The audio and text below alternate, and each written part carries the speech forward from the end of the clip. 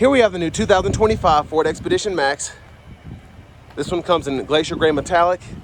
We have black onyx leather interior. Powertrain consists of a 3.5 liter twin turbocharged V6 that's mated to a 10-speed automatic transmission. And with this one being the platinum trim, just a little under $86,000 sticker price. Front end here, we do get our LED headlamps along with the LED light bar there, which I really like. And it goes with those daytime running lights. It's kind of one big strip, and it does look pretty cool. It doesn't flash like that. That's just how my camera's picking it up, but it does make, I guess the camera makes it stand out more and you can actually see it.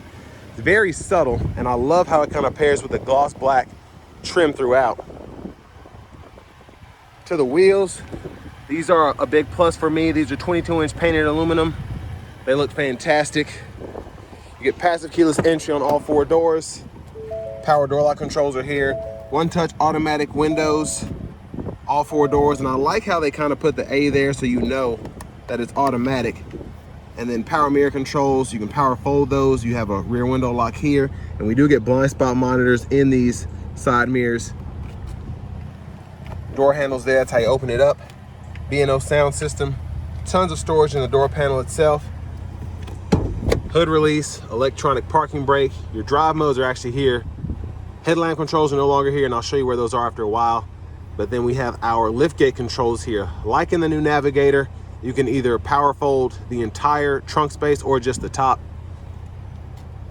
And then this is also power tilt and telescope, and I'll show you how you can adjust that as well. But here we have the power driver seat, 2-way power lumbar support. Like the platinum badging in the seats. But I want to give a huge thanks to Ford of Franklin for allowing me to review this Expedition today. I'll leave a link below in the description. If you're looking to find the best price on one of these closer to home, click on that second link down below. It takes just a minute to fill out your information. I'll make sure the local dealers are fighting to get you the best price on this or whatever new vehicle you might be interested in. Let's check out this rear seat space. I have the seat up front adjusted for someone of my size, being 6'3" with longer legs. So my knees are not touching the back of the seat at all. Pretty good space here. And then I can even move it back a little bit more. Now your USB ports, USB-C's right in there. Seat back pocket. And I like that you have 2 separate pockets. This one's a little short one, but it's nice that they have that flexibility there on both sides. You have your AC controls here. So those are automatic for the back. 2-stage heated seats, 120 volt, 3-prong household plug-in there. And there's a look at the 3rd row. Now with this one being the Expedition Max, you can see that's where the seat is there, but still look at all that space behind the 2nd row. And then you can even tilt the seat forward and back in the 3rd row. You get 2 USB-C ports there, and then 2 more on this side as well. You can also adjust that seat. So tons of storage in the actual door panels. And then we have several very sturdy hanger hooks in both the 2nd and 3rd row. And if you look closely there, we do get the ambient lighting throughout as well.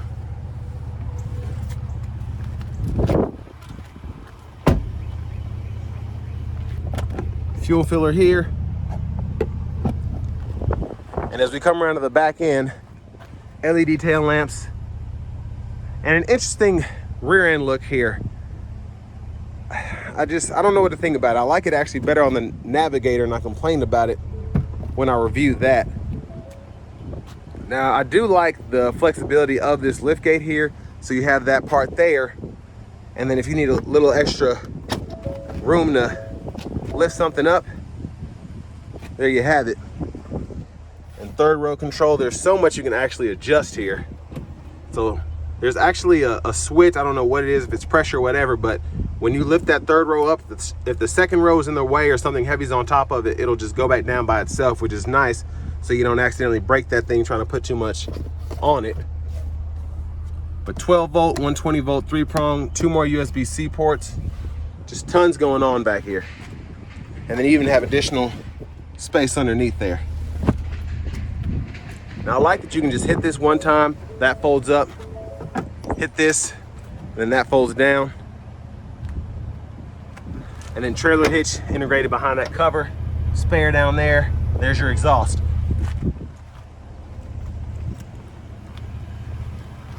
Now to the second row, passenger side, pretty much one switch or one lever, just hit it one time, hold it, and then when this seat's up far enough, that'll fold into the floor. And pretty easy to just fold it back into place. And then from the third row, hit this button, and that kind of tilts it up so you can get through without having to go through the middle.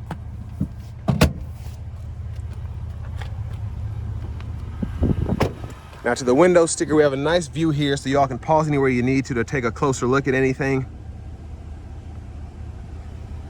But sticker 85-185. Power front passenger seat here with a two-way power lumbar. Lockable glove compartment there.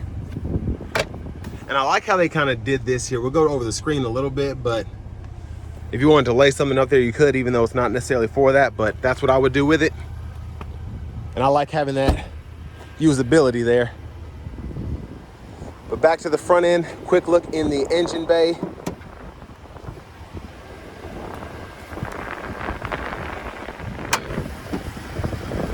And there's that 3.5 EcoBoost engine.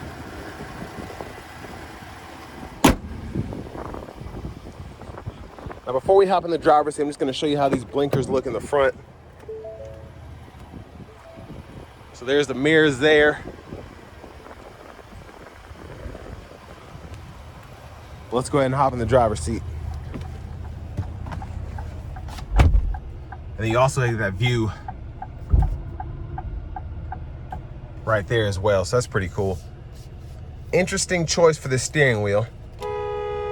There's the horn there. Now I'll go over this first because this is what makes these kind of interesting or weird, especially with the Navigator, but having it in the Expedition is also kind of interesting just with how they move things around. But in the steering wheel, it's kind of like a soft touch almost, and then you can actually push. So you could turn that. That's how you adjust the adaptive cruise. If you can see the screen, gap adjust. Everything is done through this almost mouse pad feature here. And then on this side, we can adjust volume up or down, tracklist, radio station presets, and that's kind of in its original state. And then if you click through here, you can adjust your power tilt telescoping steering wheel. And then you can also adjust your adjustable pedals as well. So those are power there, which is pretty nice. Now to the screen here, your headlamp controls are in the screen. So there's a little light bulb there. It's kind of up and out of the way. You can set it to auto and it'll be fine most of the time. And I think that's why they were okay with putting that there. But if you want to adjust them or turn the lights off, you do have to go through the screen there. But what's nice is you can also pull up your interior lights, change the ambient lighting there, and then the zoning lights as well. Now this is a Google Assistant system. We get AM, FM, XM radio. We also get Bluetooth audio, Google News, since it is the Google Assistant system. You get the Google Maps full features. You have to pay the subscription for that. But your auto hold, driver memory, everything is right in here. And then your settings and whatnot. You can adjust the sound, the Bluetooth, the driver assistance system, all of that there. And then you do get wireless CarPlay, Android Auto here too, which is nice. And then you can also set up your widgets here if you do want to get those going.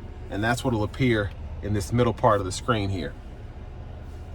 So I like that. Now, of course, you get a few more options in the Navigator, having that full-length screen, but I like this because it doesn't feel as intimidating as in the Navigator. You just have that one section to pull up your driver or your tire pressure monitors, fuel economy, media, all of that. Now your climate controls, all that's in the screen, so you could pull that up there, adjust the fan direction, temperature on either side there. You get your heated cooled seats on both sides, and then you get the heated steering wheel for the driver's side there. So that takes getting used to, but it's nice that the system is so quick and it's pretty simple trying to get into everything. Backup cameras there, you do get that bird's eye view. And then your front camera's there, you just push that button there for that. Now for the shifter, it's rotary, reverse, neutral drive, manual mode, and you can shift there. Volume knob is here. Click there to turn the audio off. Then you have your auto stop toggle. Turn those parking chimes on or off. Hazards, that front camera, traction control, downhill brake control there. And then your Pro trailer, you can adjust that right in there. Wireless charging pad, USB-C, USB-A duo there. Bottle holders are here. You can stow all this away. And then what I find pretty neat is you're able to use the slide feature to either slide this up or hold the button. And that gives you additional space underneath. But the other cool thing is, if you have people with shorter arms in the back, that moves their AC controls for them as well. But I mean, a decent size storage space in there, I think. And center console cubby. It's also a nice size. You get a 12 volt in there, 2 USB-C ports, and that removable tray you can slide as well. Sunroof controls are here. You can let down that third row's headrest. I think I hit the wrong button. Sunglasses holder there. Garage door transmitter. And there's the panoramic roof.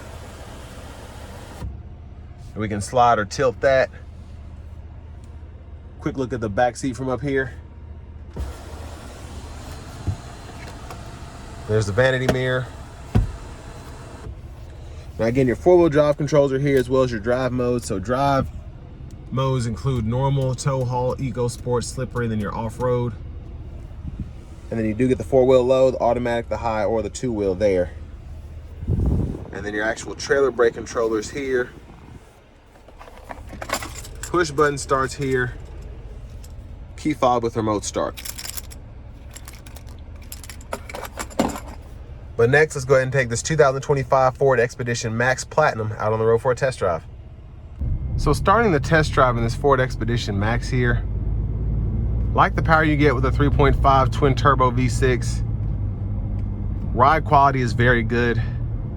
Even on these 22s, you can kind of feel the difference between 20s a little bit, but the suspension does a good job at keeping all that at bay for the most part. And having it in eco mode here, it's very quiet.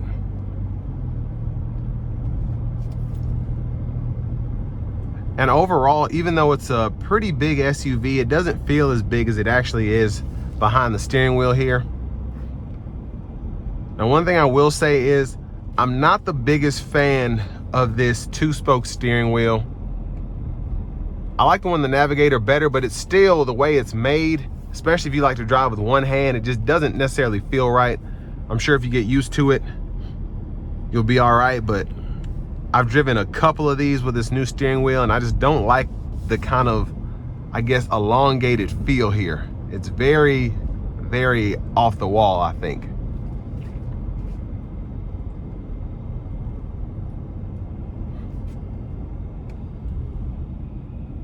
But with two hands, I mean, it's not terrible, but one hand is just, is awkward.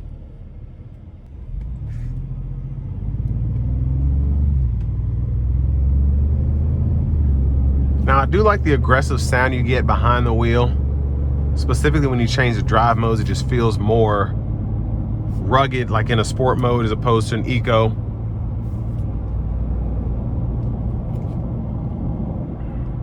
But overall, I mean, just a very impressive ride, very impressive performance by this Expedition Max.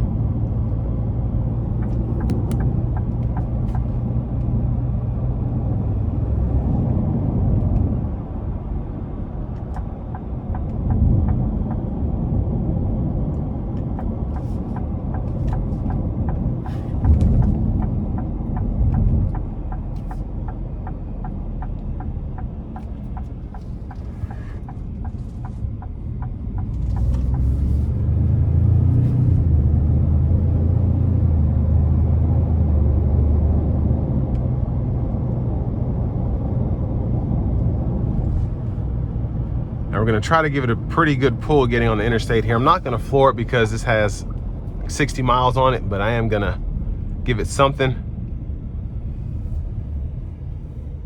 Here we go.